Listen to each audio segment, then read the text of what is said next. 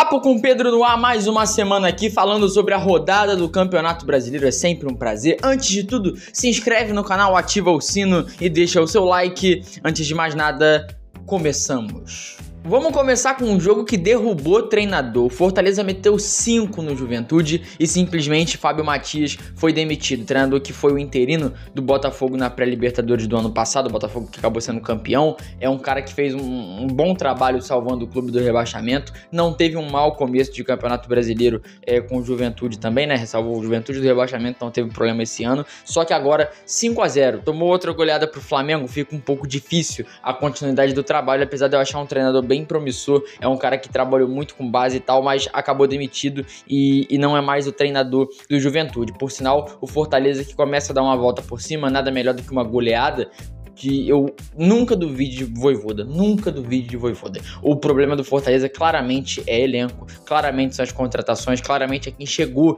e não é o poder da comissão técnica, porque o maior erro que o Fortaleza pode cometer é demitir Juan Pablo Vojvoda. Grande vitória para o Fortaleza e pode ser uma vitória que muda um pouco a fase do Leão. Falando de outro jogo que teve um que derrubou o treinador, esse jogo depois fez o time contratar outro treinador. O Vasco já estava com o Felipe, né, no comando da equipe. Teve um jogo patético contra o Vitória, que por sinal o Vitória teve a expulsão do Mateuzinho aos 33 minutos e o Vasco antes do fim do primeiro tempo fez o gol com o Verratti, abriu 1-0, parecia que estava tendo um bom resultado para o Vasco, só que no segundo tempo o Kaiser empatou no meio do segundo tempo e virou no finalzinho nos acréscimos, aos 90, 91, nos acréscimos já para a vitória do Vitória, que por sinal o Vasco tomou uma virada com 1 a menos, isso é vergonhoso, tá uma fase constrangedora para o Vasco. Eu vou fazer um vídeo específico sobre isso, falando do Vasco, do momento do Vasco, porque eu acho que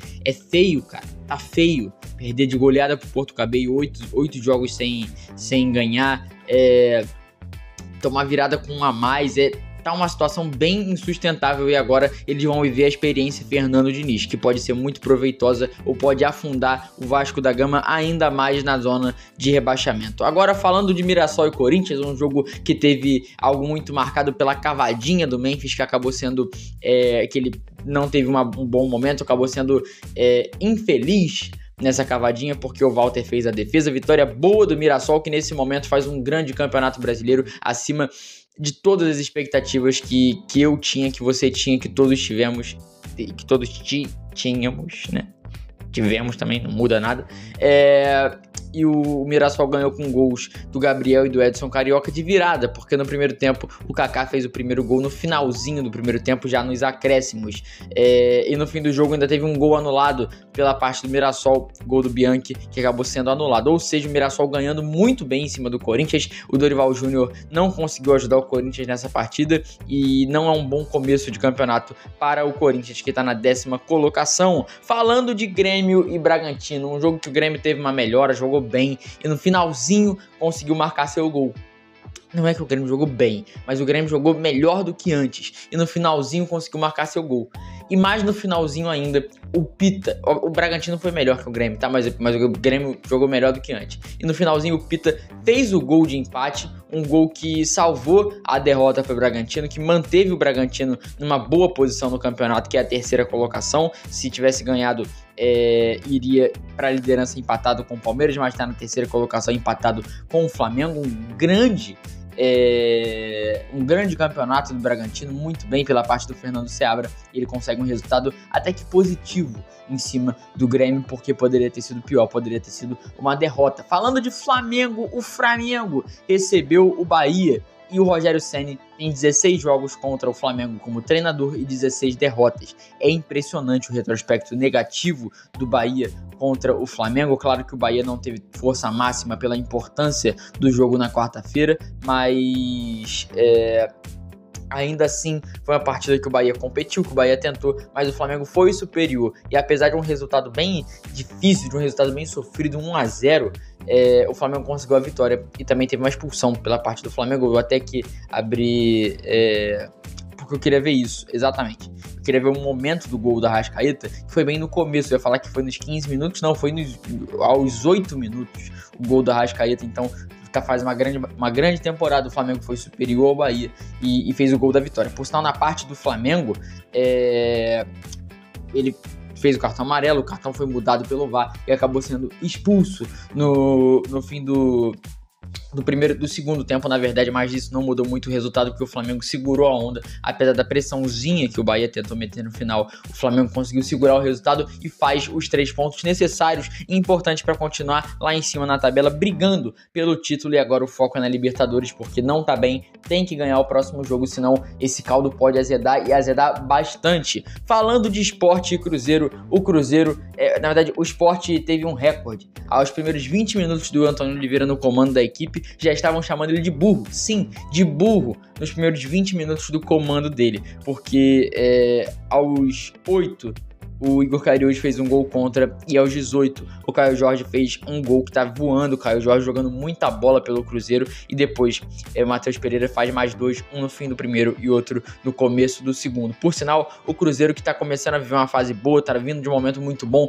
no Campeonato Brasileiro. O Leonardo Jardim, como eu já disse e repito, eu não gosto do Pedrinho como dono, como pessoa eu não conheço, mas como dono eu acho ele um dono ruim, eu acho ele um dono que só despeja dinheiro, não sabe quem contrata, mas eu acho que com um sócio, que era o Luiz Castro com o Textor, e agora o Leonardo Jardim com o Pedrinho, os donos da SAF sempre tentam buscar o seu sócio na SAF para ser mais do que um treinador, e sim um cara que ajuda nas contratações, no comando do futebol e etc. E é isso que o Léo Jardim é pro Cruzeiro.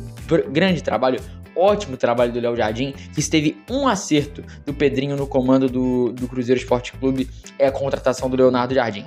Falando do Choque Rei, o clássico entre Palmeiras e São Paulo é um jogo superior do Palmeiras inteiro. O São Paulo teve pouquíssimas oportunidades, por sinal o Abel foi expulso, né, por reclamação. É sempre isso, uma chatice isso. Ele deu até uma parada no fim do ano passado, no começo desse ano, mas é insuportável ele na beira de campo gritando e reclamando. Mas bater palma pra ele como treinador. O Palmeiras tá fazendo um grande momento, não é o time que joga maravilhosamente bem, mas sempre compete, e agora competindo muito, porque o Vitor Roque fez um gol no finalzinho, tá meio que desencantando, bem no finalzinho do jogo.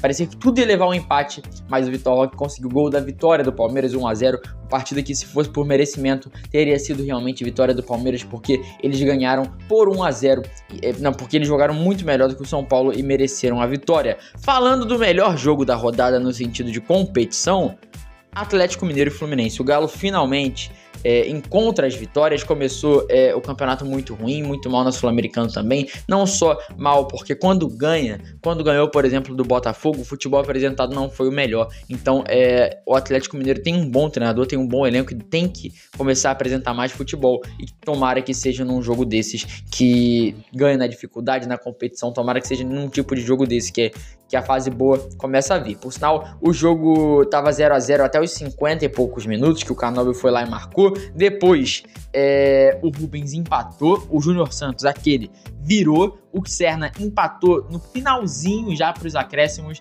e aos 94 o Igor Gomes fez o gol da vitória, gol crucial para o Atlético Mineiro, que no meu ponto de vista fez uma partida superior ao do Fluminense. E o Renato, quando fica puto, é sempre aquela carinha, aquele biquinho com óculos escuros, e é muito bom, esse meme é sensacional. Falando do Botafogo de Futebol e Regatas, o Botafogo, ele ganhou de 4-0 em cima do Internacional, só valia golaço, por sinal. O Inter não estava com o time completo, é óbvio, tem um jogo muito mais importante do que o jogo contra o Botafogo na quarta-feira. É um jogo crucial para a classificação do Inter, que não vive bom momento e tem que virar a chavinha para voltar a ganhar, porque senão o caldo pode azedar bastante na Copa Libertadores da América nessa quarta-feira. Por sinal, o Igor Jesus abriu o placar logo aos 9 minutos, um gol que ele recebeu e deu uma pancada no canto do goleiro. No fim do primeiro tempo, o Arthur ampliou uma bola sensacional do Marlon Freitas e foi lá.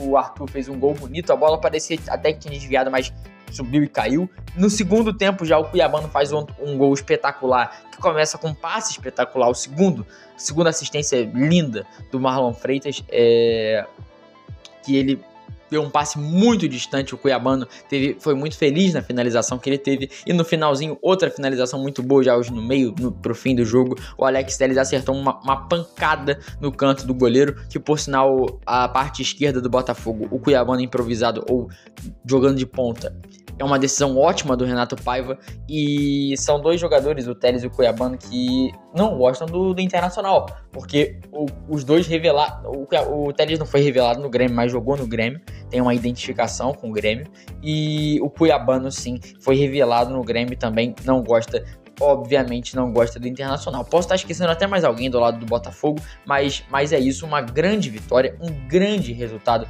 pro Internacional, pro Botafogo, que depois de um péssimo começo de Campeonato Brasileiro, talvez uma vitória dessa seja algo positivo. Não falaremos sobre Santos e Ceará, porque o vídeo é gravado na segunda-feira. Meus amigos, espero que vocês tenham gostado do vídeo. Amanhã tem vídeo sobre o Ancelotti na seleção brasileira, porque eu esperei ver mais algumas informações, ver algumas coisas que eu quero trazer o meu ponto, as minhas dúvidas, as minhas animações sobre o Carleto no comando da seleção. É isso, até a próxima, valeu!